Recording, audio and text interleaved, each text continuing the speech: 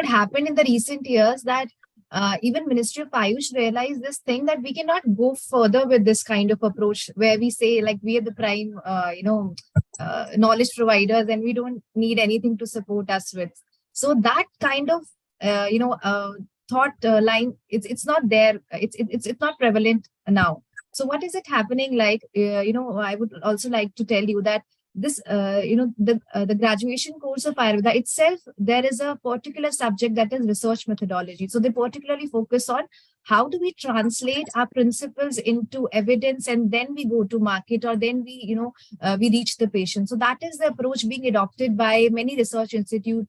And as I come from All India Institute of Ayurveda, so what is one of the prime opportunity that we got there, that it had that there was an integrated approach when we were talking about evidence, when we were talking about practice, and when we were talking about entrepreneurship. So we had a few programs going on, few workshops going on, that how how we can translate the same and then go to market. So that is the approach that usually people, that even ministry is going for, even research institutes are going for.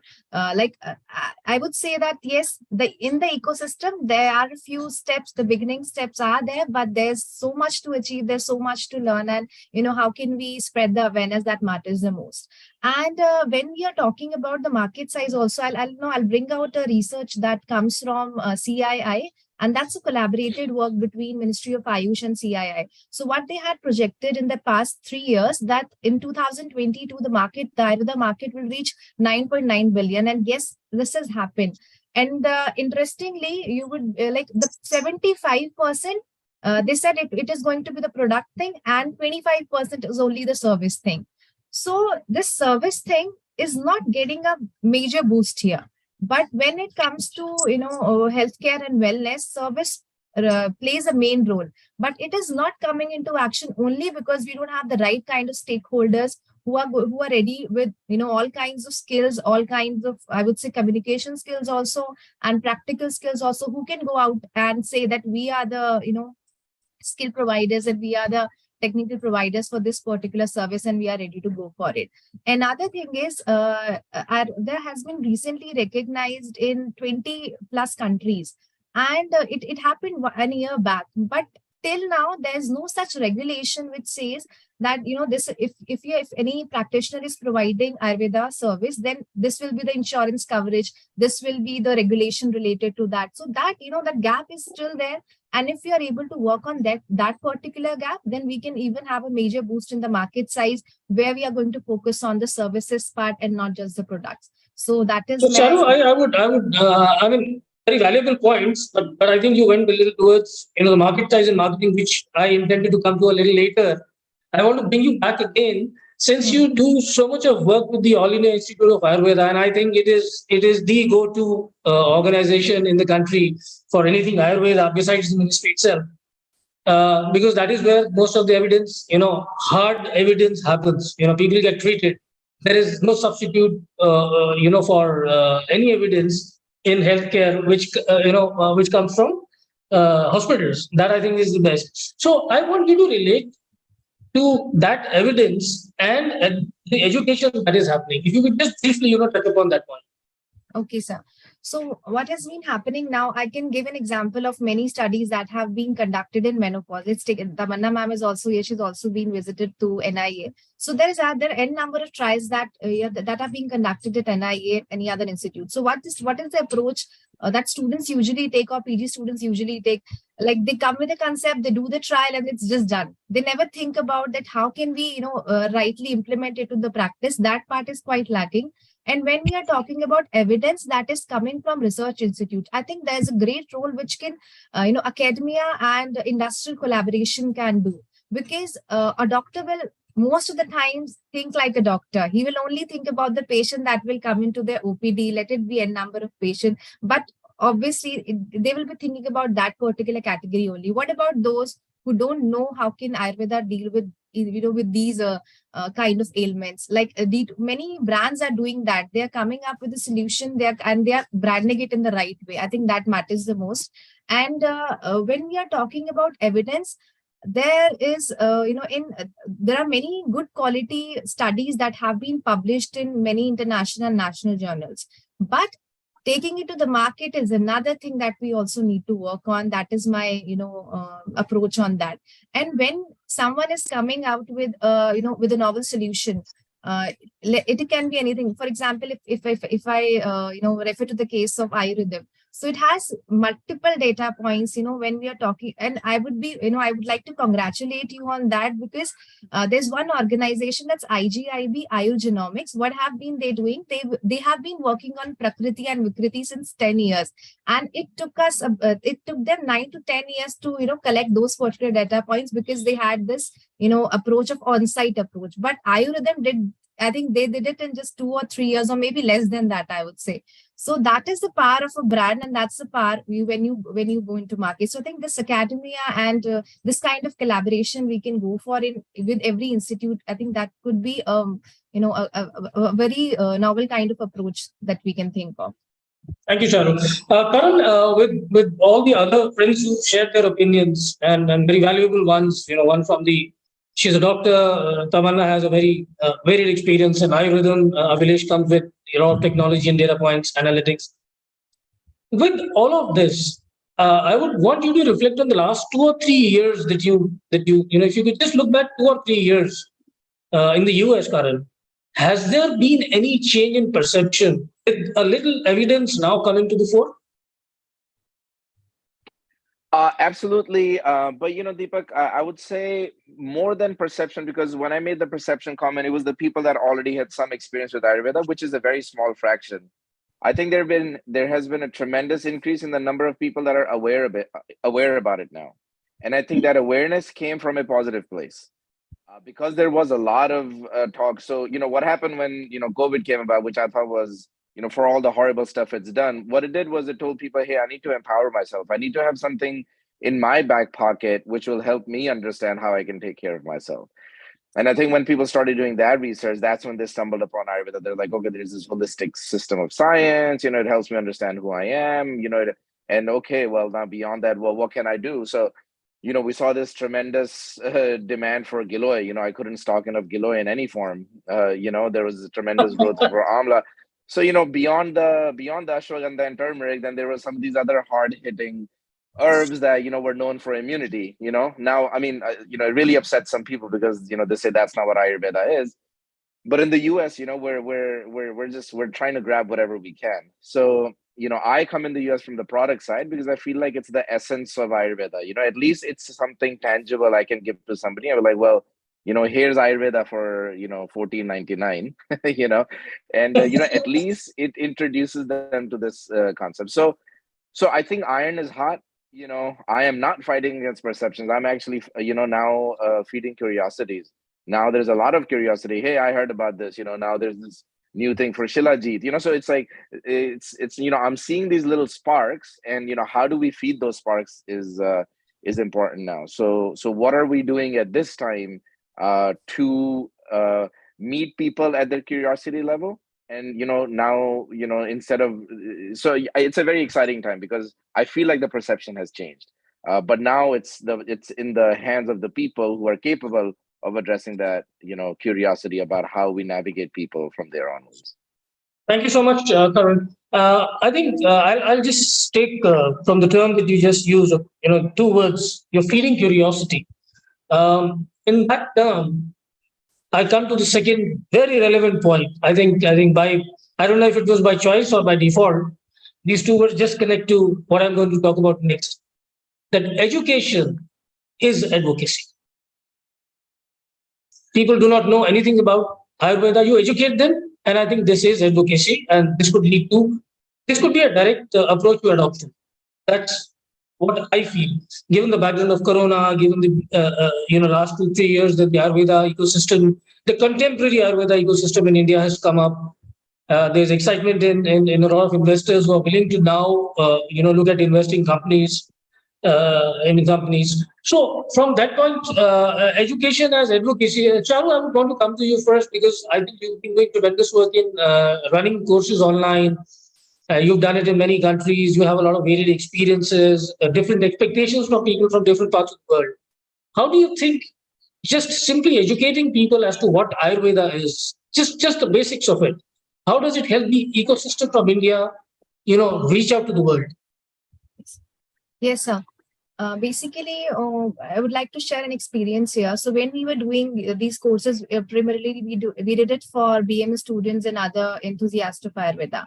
But within a few months, we started getting requests from health professionals around the globe, and majority of these professionals were coming from North America, Canada, Australia, and there were a few groups of professionals who came from US even. So what they had been asking for, that we need some kind, like we need this for this particular condition, we have this medication, but it will have only this kind of effect.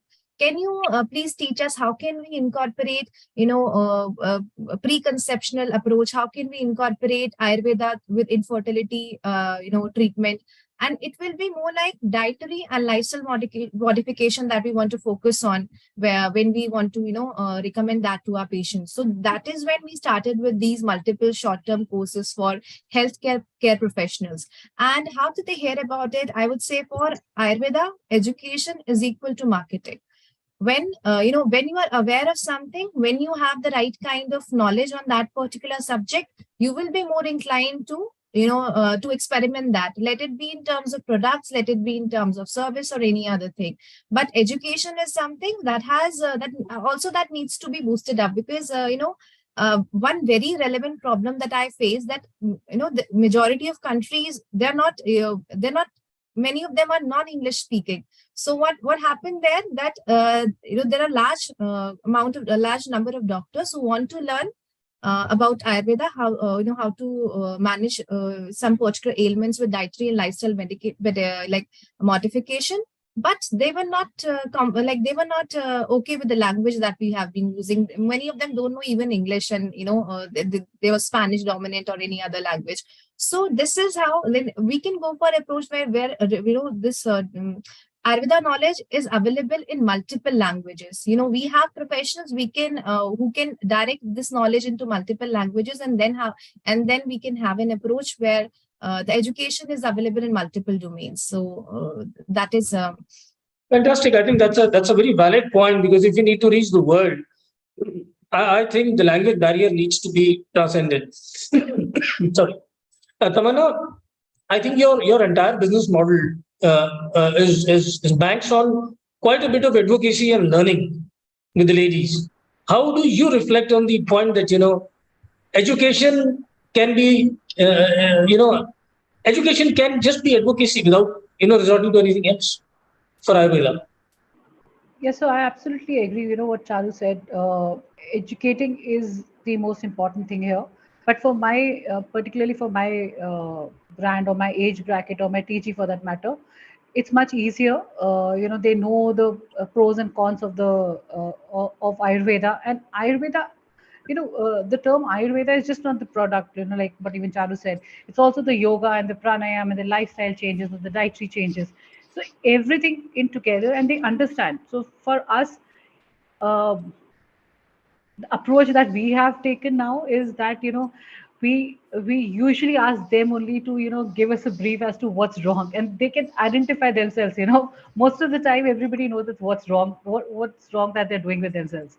So it's much easier, and then from that touch point take it further, give them much better proof, or give them much more better logical reasoning as to what is there in Ayurveda or what is good for them.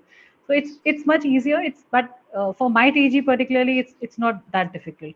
Initially I thought that it would be difficult, because with youngsters, as a D2C brand, when we did a lot of our surveys, we realized that they had this perception of Ayurveda is all about Chamanprash and Churans. That was the words they used. It's all about that. But with 40 to 65 or 55, that age bracket, they understand. They've seen it. They have lived that as a kid. They have seen that. They have seen their parents practicing it at some point of time, or they've heard about it.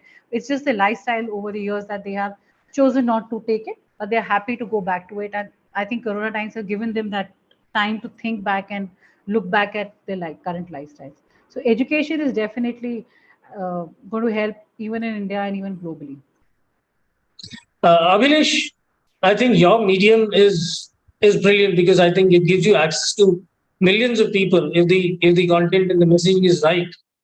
I think it takes no time. As I think Charu also shared that you've done things that other companies took almost a decade. You must have done it in a year or two, and crashed a few servers on your way doing that. Congratulations on those crashings. By the way, I think that's a good problem to have, and so for Tamanna also. So, Abhilesh, how do you reflect on that point? See, And I'm sorry, I'm so just interrupting you. I'd like you to reflect on one more point that very interestingly Charu raised. That since you're in the app business, technically speaking, that is the delivery mechanism. How right. about how do you think that being multilingual, across the globe, what would that do for Ayurveda and apps like yours?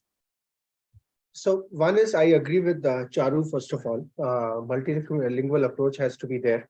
First of all, it has to be translated so it is easier for people to understand. Now let's go back and try and understand. When we talk about education, what did Chinese do? What did Chinese people do? The TCM, which is prevalent, even Karan would agree with me. In US, alternative medicine, 70 to 80% is TCM there, the Chinese medicine there. What did they do? And Deepak, I think you and I probably would not agree to this, or we have to agree to disagree on this point. But the first approach that has to be is to be integrative. Believe you me, this is what Chinese did. And today, even acupressure, acupuncture, things like, small things like this are covered under insurance there in US.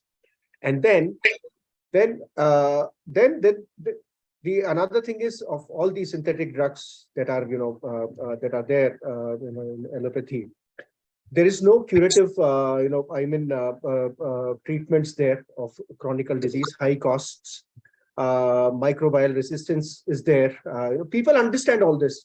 So when you start integrating, you slowly, you are educating people that, hey, there is this alternative here where all these things, costs are lower, this is affordable. Treatment, this is curative, there are results out of it, correct? Resistance, okay, it could be predefined or can be found out as per the body types of people. So you have to start somewhere. And what China did is, even within their education system in their country, they included the TCM. When you become a doctor there, TCM is part of your learning there, or of your graduation there. So I think that has to be the approach. And then another point that Charu mentioned was the connecting of academia and industry. That has to be established very, very clearly now. There are companies in India, or herbal product companies in India, who are doing phenomenal business all over the world. Hundreds and thousands of market caps are all over the place, everything. But how many of these companies are actually sponsoring research or supporting research? How much of that is, so out of, suppose 1,000 students are coming out today of doing BMS, how many are actually going into research? Because they see no value there. There's nobody supporting them. And even if they did something, where does it go? Like what Charu was saying, where does it go after that? Does it come back to the education system? No, that's 50 years old in India, right? We've been, BMS kids have been learning what they were learning 50 years ago. How much of the research, new research, has actually come back in? How many of these projects are actually sponsored, or clinical trials of Ayurvedic drugs, etc., are sponsored by the academy or by the industry there? So, all of these things have to be there. So first point, and I very strongly believe in this after spending last 5-6 years, that integrative approach is the first foot forward here. And we can disagree, like I mentioned in the beginning. So I think that's how I think about it. Great, thank you. So, on that point,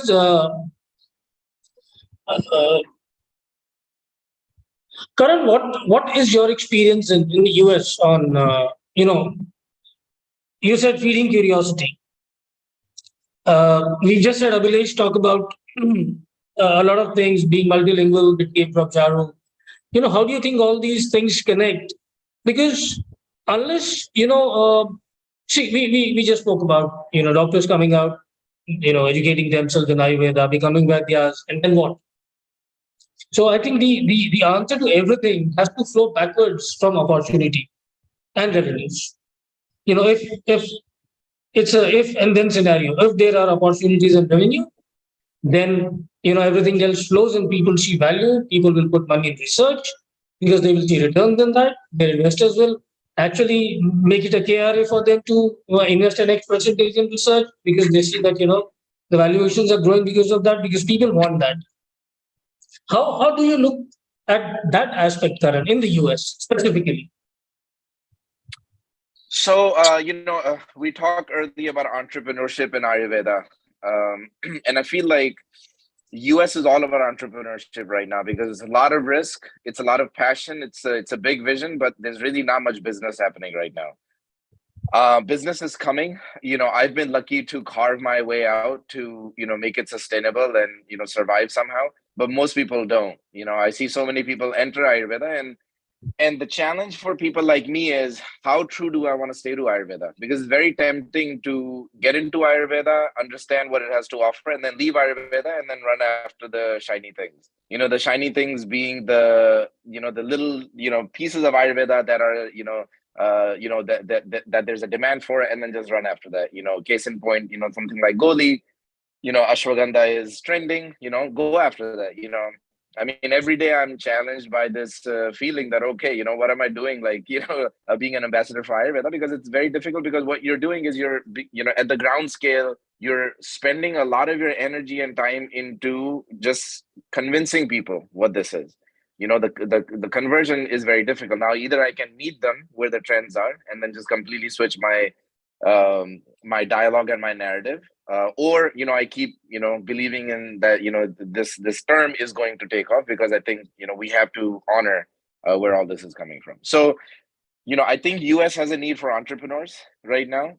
In that entrepreneurship, I think there's all these different channels. Education, I think, is a very, very big channel, but it's an entrepreneurial venture, not a business venture, because not many people are willing to pay a lot of money to go study this. I mean, time is money.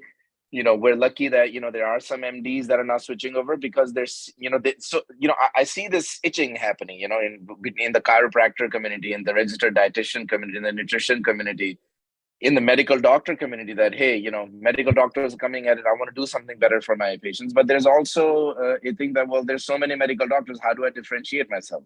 So they're seeing Ayurveda as a differentiating factor now.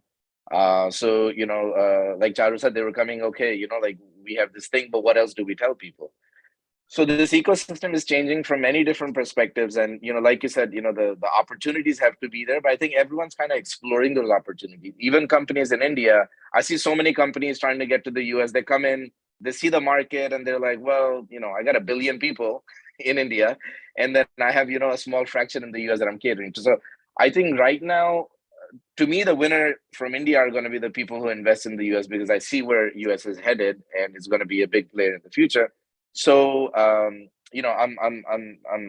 moving away. Deepa, can you rephrase your question so I can focus myself back on what your question is? No, I think you already adequately addressed quite a lot from the US perspective. Thank you so much. I think what I was looking for been answered to quite an extent, and more. I think where we are at the cusp of the next question again, which is challenges in marketing Ayurveda. So, Charu, since you've been in the education business, and I think it can be a huge, it can be a unicorn opportunity. Education and Ayurveda globally, I mean, disseminated through online channels. I think it can easily be a unicorn. Nothing stops us. So, from that point of view, what are the challenges in reaching that point that you face till now, since you have so much of experience in running online courses?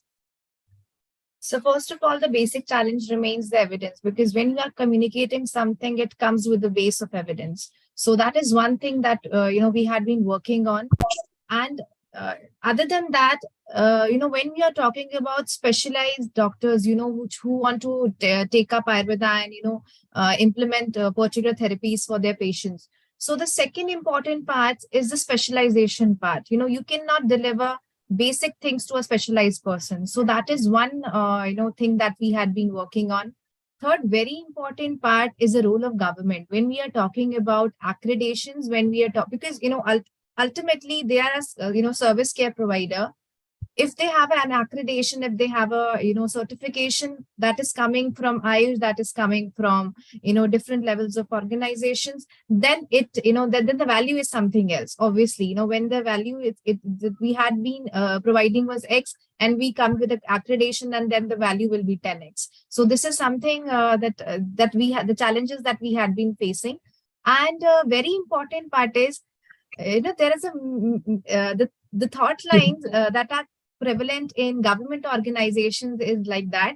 We had, like, I have given 9 years of education to Ayurveda. So people come with with a thing like this. If we are MD doctors, we have given 9 years, and someone is coming up with a 3-year course or 4-year course. How will we compare that? And where's the logic behind this? But I would say that if they are coming from a different practice, they are thinking about human body in a different perspective. All we are doing is we are getting up with an intervention that can help. So that kind of integrative approach, it has to be done in the right dimension with the right definition, and then it can be a successful venture in both the ends, like in both the worlds, I would say.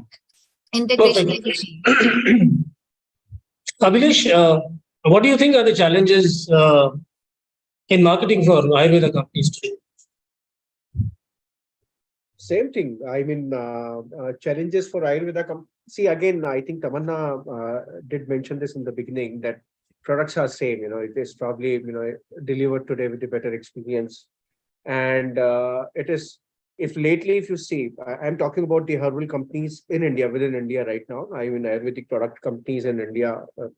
So what has happened is product have been remained same largely. A lot of money came in. VC money also came in into a lot of companies, and unit economics were good for them. I'm going very completely different on this topic. The unit economics were good, but acquisition of customer, those costs, went twice the price of twice the ASP itself of the product. So that's one challenge. And then there is, how do you retain the user?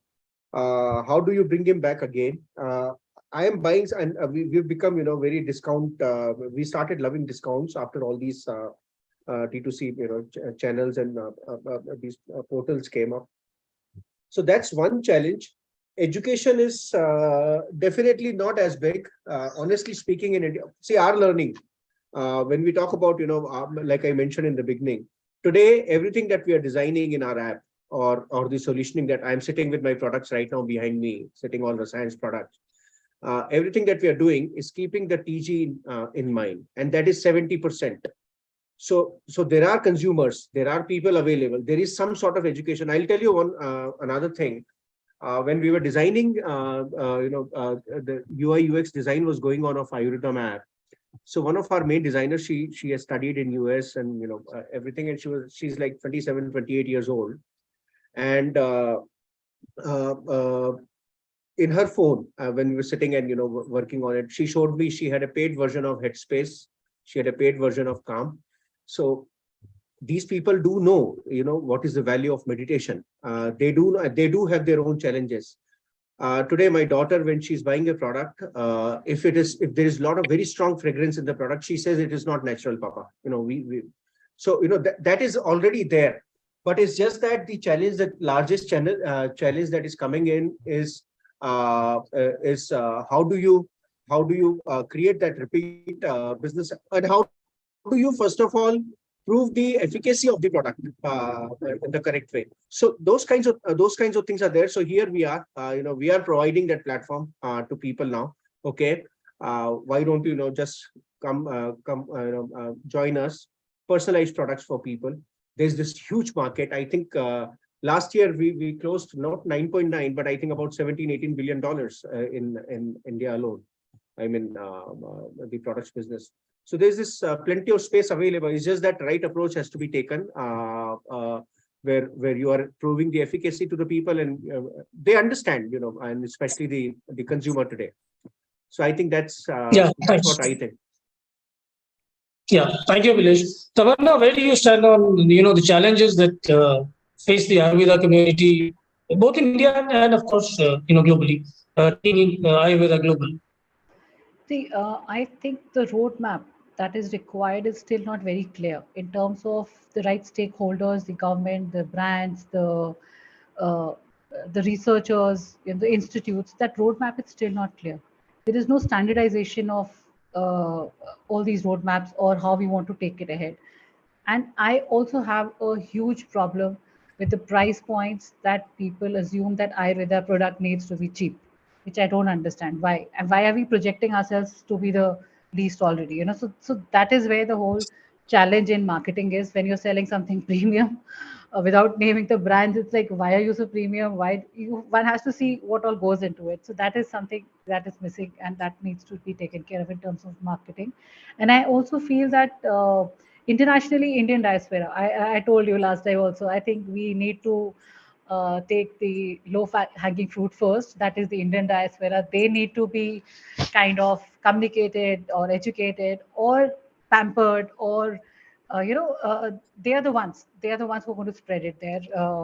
And for what even Charu said earlier, in that way, that MD doctor or a young doctor who's coming in and feeling that you have a 9-year experience. I think at the end of the day, it is superior logic that wins. Whoever is giving it, irrespective of your experience, your age, or whatever you've done in life. So it has to be like that. We have to keep emotions out of everything else. Let's move ahead together as stakeholders in the whole thing, and we know which way we are going. So yes, I think it's not unachievable, but it's just that I still feel it's all over the place right now. Yeah, some of it is. Now, Karan, I think you had more experience than a lot of other people, selling Ayurveda in the Western world. I mean, you've been there since the age of 14, and then you've been in the Ayurveda business for a very long time. You've imported. You've been a importer of materials, products, and then now you have a beautiful, a lovely looking store in New Jersey, which is an important city. I mean, in terms of visibility of a brand, I think Jersey is right there. It's practically New York. Sitting here, it is New York for us. So, how do you see, the challenges that you've already faced, and how do you relate to the challenges that you're going to face next? How do you bind them together? Yeah, it's a great question. So, so one of the verticals we have is this retail concept called the Vedic Store, in which we employ BMS and MD Ayurveda practitioners, and their job is basically to educate people on Ayurveda. And what I found very interesting, being part Indian, part American, was that majority of our customers are Indian, and majority of them didn't really know what Ayurveda was. They knew the word, but they don't actually know what it was. So it was really I just assumed people are going to come in and everyone's going to know more than me. And I was like, well, like, why is this the case? So that's been interesting, that we've been re-educating people who seemingly it's part of their lifestyle, but bringing that knowledge back. And I think that's where this the education system comes in, because the education is it's almost telling people that you're doing certain things, you don't even know why you're doing them, but you're doing them because that's what Ayurveda has. It's part of the lifestyle in India. Now, when it comes to the Western customer, it's a complete paradigm change. So for me, I mean, I've pretty much hit every single Indian person I think that exists in the US. My products sell in about 2,000 stores. In our retail store, we see about a couple of hundred people a month. So it's I understand the Indian American Ayurvedic consumer really well. Majority of them are coming because their families telling them something is in India, and they're getting these forwards, the 3,000 forwards every morning on WhatsApp, and then they come to the store, hey, I need this, and others come fight that, hey, I can get this from India for a fraction of the cost. Why should I buy it in the US? So the challenges in the US are more business related. Yeah, there's not much entrepreneurship there, but the entrepreneurship comes in when we have to figure out how do we communicate this to the Western audience. And what I've seen there is the requirement for the paradigm shift is a huge challenge. I mean, when you start talking Ayurveda, how true to Ayurveda do you want to be? How much do you want them to challenge their existing beliefs? I fight with my Vaidyas all the time in the store that, like someone comes in and you're like, well, how much meat do you eat? How much coffee do you drink? And I was like, you can't ask them to start changing their ways, because it's just not, I know, that's not what's right for them, but it's hard to change people's belief systems right from the bat. So it has to be a, I explained like a funnel, like initially we're going to have to do things that we know aren't necessarily what's going to solve the problem, but it's just going to introduce the concept to them, and what is the one thing we can do to make it very, very effective, right? So give them something that is, America is a pill culture. You take the pill, the headache goes away, so if you start telling them, okay, do this for 7 days and then you'll see the difference, by day 2 they're going to start doing that. So so it's an interesting challenge because it's putting your beliefs in the back and then meeting the customer where they are. So I think that's what happened in the US. And the other thing with the paradigm shift is that Ayurveda is a very novel concept. There's some religious connotations to it, there's some cultural connotations to it, and my challenge that I face is that I believe in the power of Ayurveda. Do I want to convert people to Ayurveda, or do I want Ayurveda to do what's best for them? My approach is with the latter, because when I feel like that I start pushing the idea of Ayurveda, and I start telling them, okay, this is how the universe was created, and there was the the Purusha, and like the Prakritis, and like there was the Sagar Manthan and all that stuff. They're like, what the hell are you talking about? Like this is too crazy, because it's not part of their dialogue at all. So we kind of have to keep that. So there's few people that are open to that, and then they then they trickle through, and then they want to gain that knowledge. But majority of them, they want to be on the surface. What can it do for me? Just tell me what I need to pop, and make it work. And what I've seen is that for the ones that we're able to connect, for the ones that do come with some chronic issue or some type of a problem, and we're able to meet them, there is a specific, luckily, there is a solution to that which doesn't require a lot of work on their part. Then they go to the next level. Then they're like, okay, it worked. Why did it work? So that line of questioning that leads them further deeper. And at the end of the day, I always tell people that if you really understand Ayurveda, I want to have a business, because you really don't need products at that point. So but majority of people aren't going to put in that effort. So yeah, so the challenge in the future is going to be about how to communicate what Ayurveda is, how to meet them where they are, how to do that in a way that we're able to meet as many people as possible, at the same time not lose the essence of what we're trying to teach. So Thank you so much, Karan. A lot to learn for all of us, as to what happens in the US market, since you supply to so many stores across the US, coast to coast, and other places. You have your own store. You've been importing for a long time. You've seen the challenges, and I think what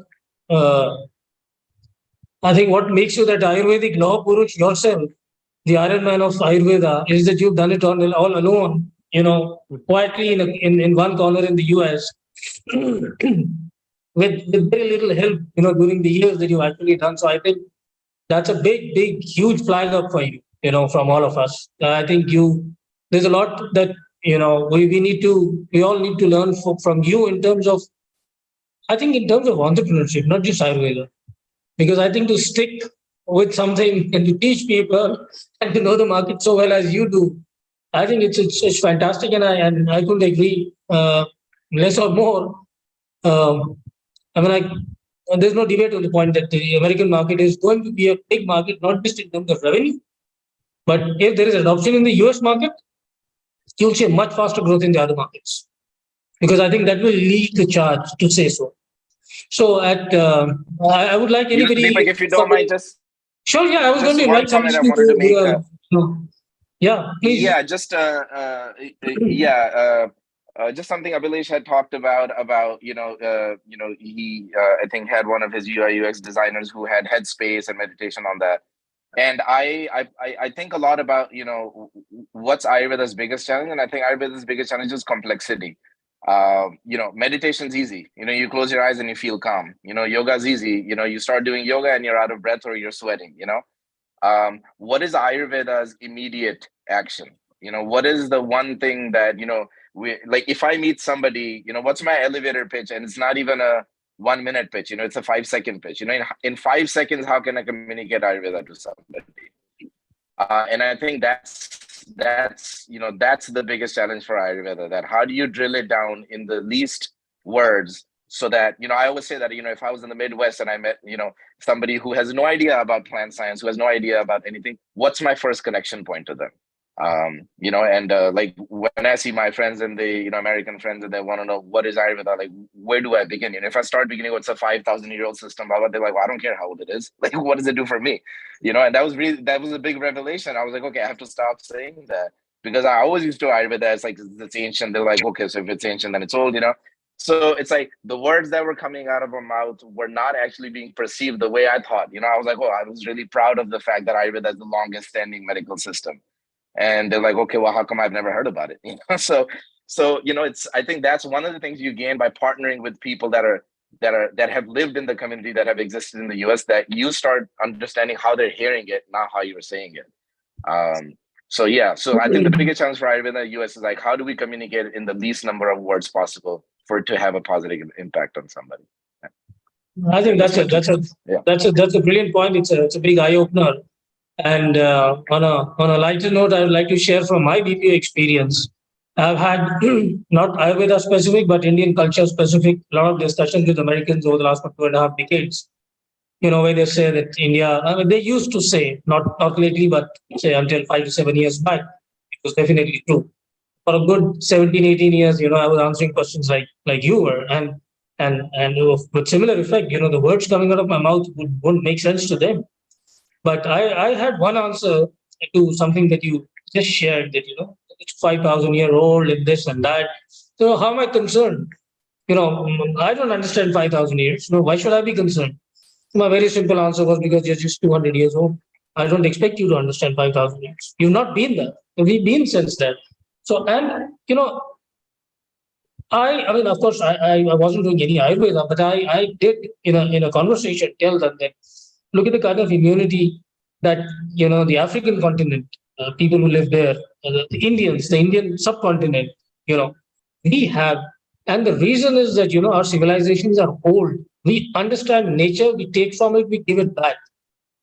So I think I've had some very successful, I think these are not conversations, these are almost, anecdotes. Leaning towards heated debates. These are never conversations with the Western world. They just want to see elephants and snakes here, and snake charmers. So and that's about it. If anybody wants to add something, before we end, I'd like to invite. Please, Abhilesh. So I might not completely agree with this notion or this thought process that the Indians living abroad could be our first target consumer, or when we're talking about taking Ayurveda across the world. Because I'm telling you, I'm talking from my our own experience at Ayurythm. The people who have paid us so far in form of subscriptions or whatever in any which way are not the Indians living abroad. Trust me. And the more and more detailed inquiries or emails that we get on Ayurythm are definitely not from the Indians who are living abroad. It is the people who are trying to understand. And I agree with Karan, this 5,000-year-old and all the stories. So how do we start? Where do we start is what I mentioned, and there are new emerging diseases that are coming up now. And all these solutions are there, in Ayurveda. And it is affordable. We have to keep it affordable in the beginning when we integrate, when we take that approach. I think that's what I wanted to mention. And we have the platform to take that to the world today. Oh, that's a fantastic point, and a great sharing of your learnings. Can I invite anybody else to say something if you want to before we? So I totally agree. You know what Abhilesh said. You're right. Indians abroad don't understand that. You're right. And as Karan also mentioned that most of them will have friends saying that, oh, I can get you cheaper. Why you're paying that much? So that is the problem. You're absolutely right. That is the typical Indian mindset. And what Karan said, I could so much resonate to it that when we started with Menoveda, we had doctors asking that, oh, do you drink? Do you smoke? And for a corporate woman who is around her late 40s or early 50s, these were the questions we never we were like, okay, just wait, I think we have to rephrase it. And she just can't leave her lifestyle what she has been. So it has to be a slow approach, but that was fascinating. I could just absolutely resonate with what Karan said in terms of Ayurvedic doctors recommending. We absolutely understand it has to be holistic, it has to be that way, but from a marketing perspective, no. because everybody is looking for quick release. They're just looking at popping a pill and seeing the results in 2 days, 5 days. They're not looking at knowing the history, 5,000 years old or whatever it does. The only thing they understand is somewhat yoga, and that also to hot yoga or to beer yoga or just those fancy words. So, Yeah. that is where the whole confusion is. So yeah, and it's so simple. I mean, even for Ayurveda, in a term, when you said, how can I explain it in one word? If you look at the Chinese traditional medicine, it just says it all. It's a Chinese traditional medicine.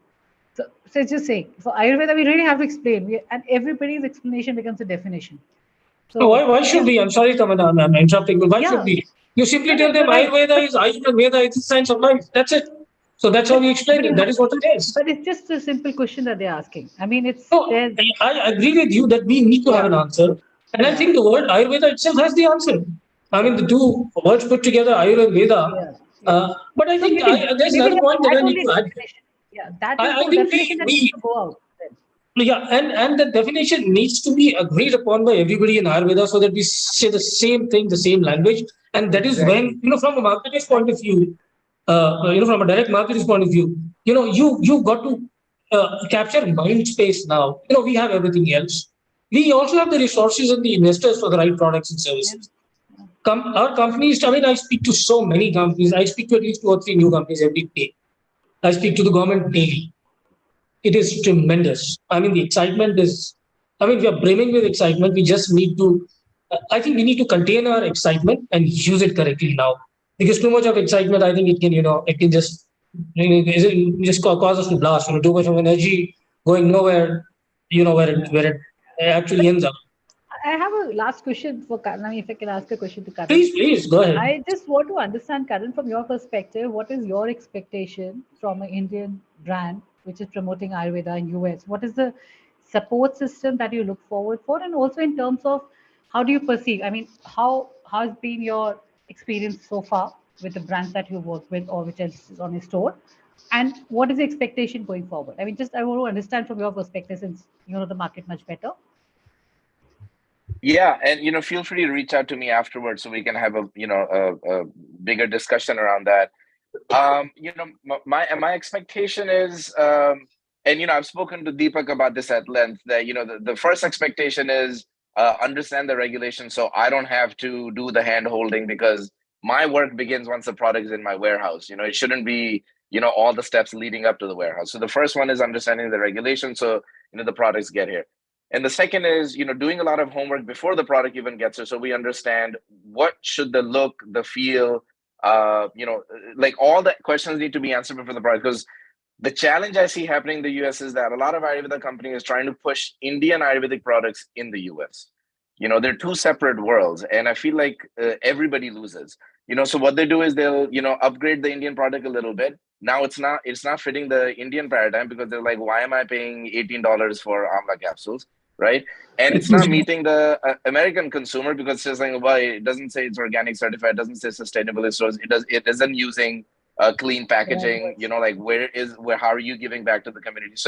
So it's like right now the Indian products are falling in between because we're not taking them all the way. So either we need to go, completely, like, let's just serve, like the Indian people in the US, or if we're going to the US, then let's go all the way and let's see what's the current trend. The US is very trend based. Products go on the shelf for 6 months and then they're off the shelves, right? It's a very, very quick moving. It's a capitalist country. People are spending money. They're switching trends. So we have to be nimble, and we have to, we can't start research now and then act on it 2 years from now.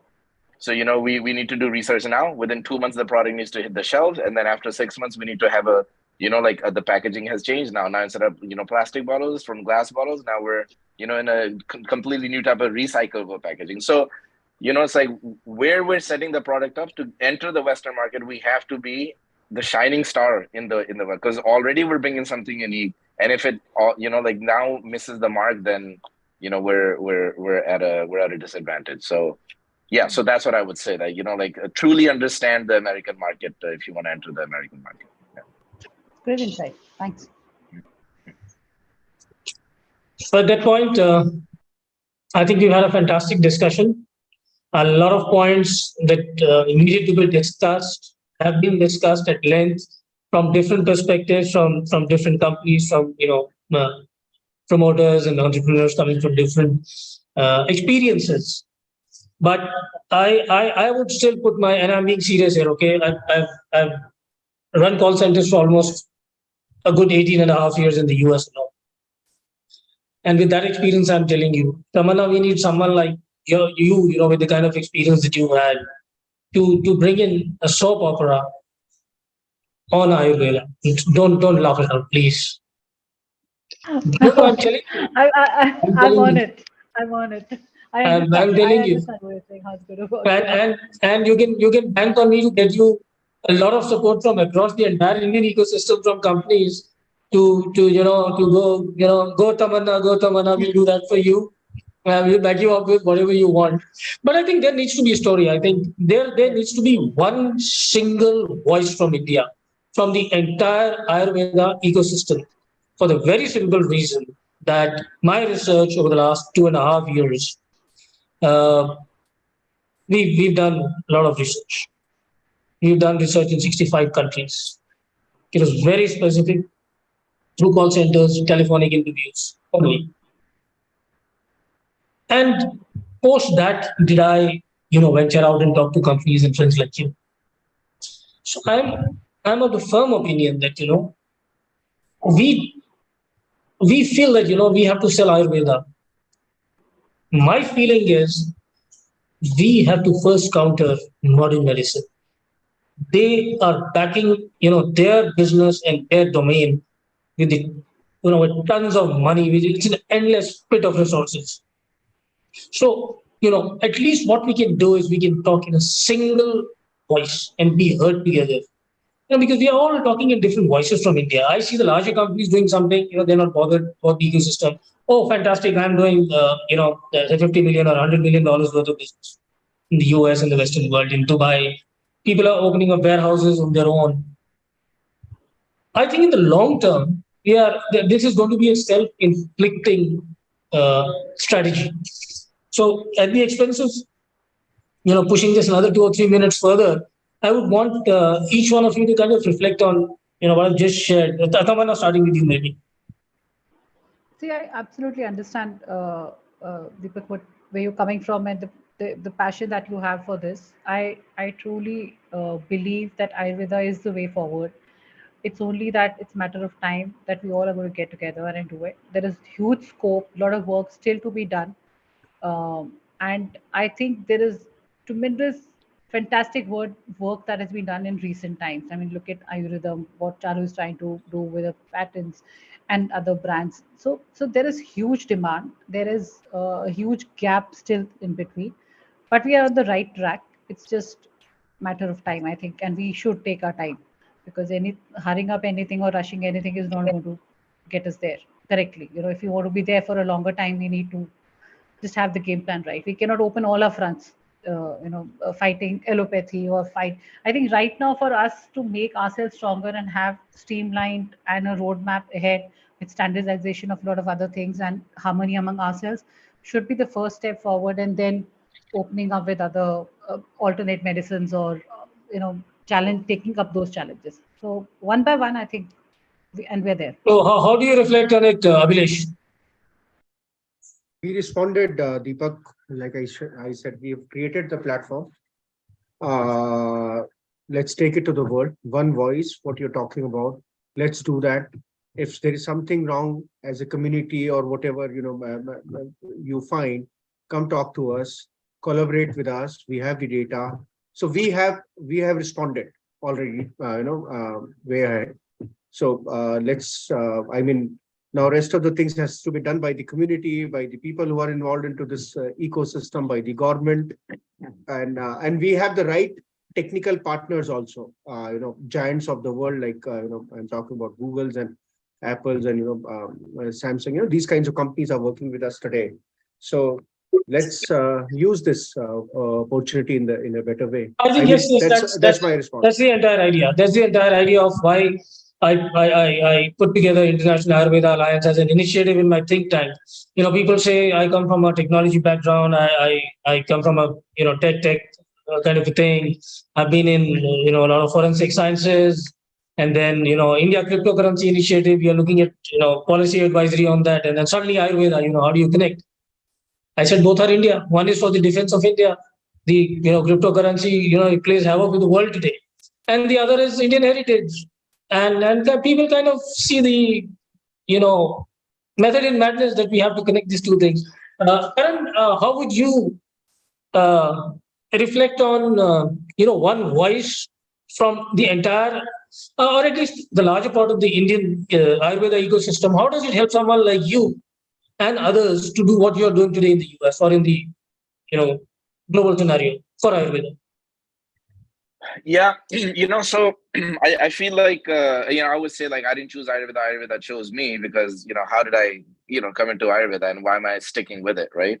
So clearly there's like a bigger thing. And I also believe that, just the fact that something has existed this long and it comes in waves and, all that. So I have to remain humble. I said, there's not much I'm going to be able to do for Ayurveda, but if Ayurveda is asking for something, then I have to be there to provide that.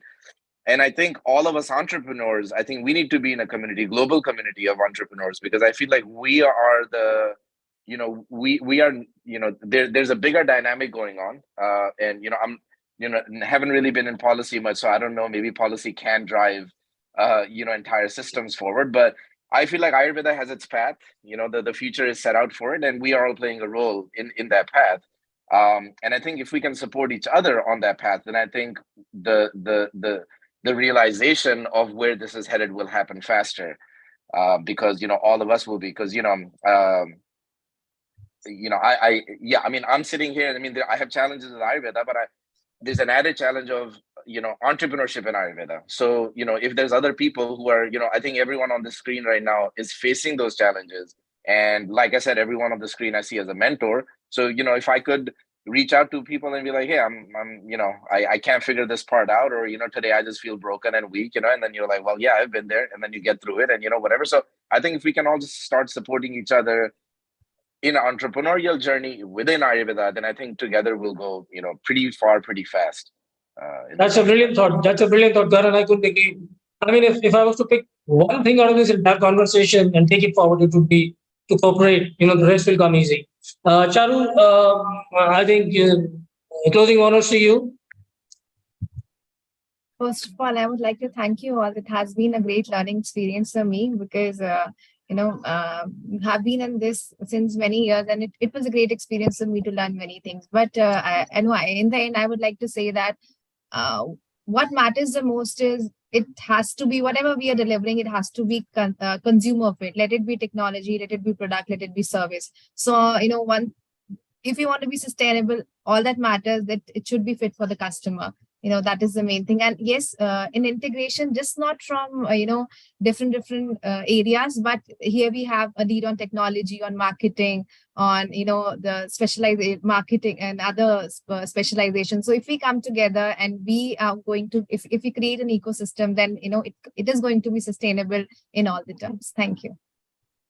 Thank you so much, everyone. I value a lot of your time that you put in here, and the brilliant suggestions and the thread-bearing of all the issues, and bringing in your experiences and some anecdotes and challenges that you've all overcome, and a lot of your successes that today we've celebrated together here, talking among each other. So I think it's been, a beautiful almost 1.5 hours. I think we stretched it by a little time, but I think it was by consent of everybody, and everybody was so involved. And I'm getting a lot of comments on my personal messaging, and they're not stopping now. So I think we've had a great conversation, for people to actually. I think that's what I was talking about, engage people. So I think we must have discussed something meaningful today for people to be engaging with me now, and I'm sure your phone and messaging devices are also buzzing with some kind of messages, some opinions, and everything. So on that note, until the next time. Well, let's talk about Ayurveda in a single voice. Thank you so much for having us. Bye-bye. Thank you, everybody, and bye-bye. Thank you, everyone. Bye-bye.